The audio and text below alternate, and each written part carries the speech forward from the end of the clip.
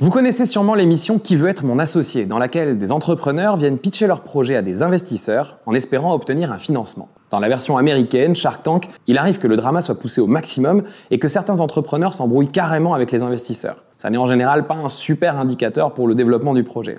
Pourtant, je vais vous raconter aujourd'hui comment un homme s'est pris un des pires râteaux de l'histoire de Shark Tank avant de voir son business exploser grâce au succès de l'émission, puis d'être racheté par Amazon pour plus d'1 milliard $. Je m'appelle Adrien et voici DNVB Stories.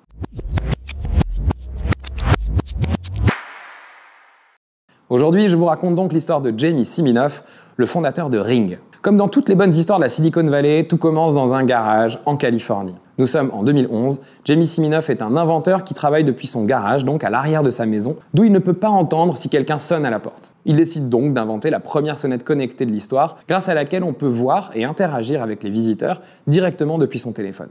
Il développe son produit, et lorsqu'il participe à Shark Tank en 2013, il a déjà réalisé $1 million de chiffre d'affaires, mais se retrouve à court de trésorerie et au bord de la faillite. Son échec à l'émission aurait donc dû être la fin du projet. Mais la publicité de son passage dans l'émission va faire exploser les ventes qui vont atteindre $5 millions l'année d'après. En 2015, un client de Ring va utiliser la solution pour réceptionner un colis UPS à distance. À côté de lui, un homme observe la séquence, fasciné. Cet homme, c'est Sir Richard Branson, et il va devenir un des principaux investisseurs de Ring. Quelques années plus tard, Amazon rachète Ring pour une valeur comprise entre 1,2 et 1,8 milliard $, ce qui était à l'époque la plus grosse acquisition de l'histoire d'Amazon et qui fait de Ring la plus grosse entreprise ayant participé à Shark Tank. Alors, quelle leçon tirer de cette histoire? La première leçon, c'est qu'une bonne idée ne suffit pas. Il faut l'avoir au bon moment. Pour comprendre l'occasion ratée par les investisseurs de Shark Tank, il faut regarder l'évolution des technologies qui ont accompagné le développement de Ring.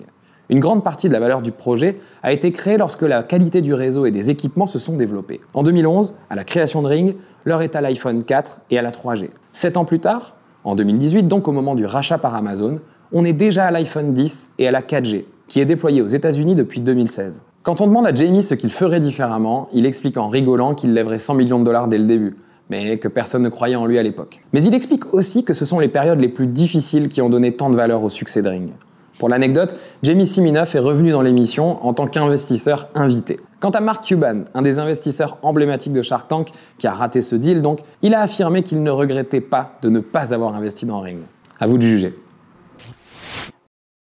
Quelle histoire! Dans le business, comme dans le sport, rien n'est jamais fini. Si vous souhaitez plus de vidéos sur la tech, le digital et les startups, n'hésitez pas à vous abonner à la chaîne du Tech Show.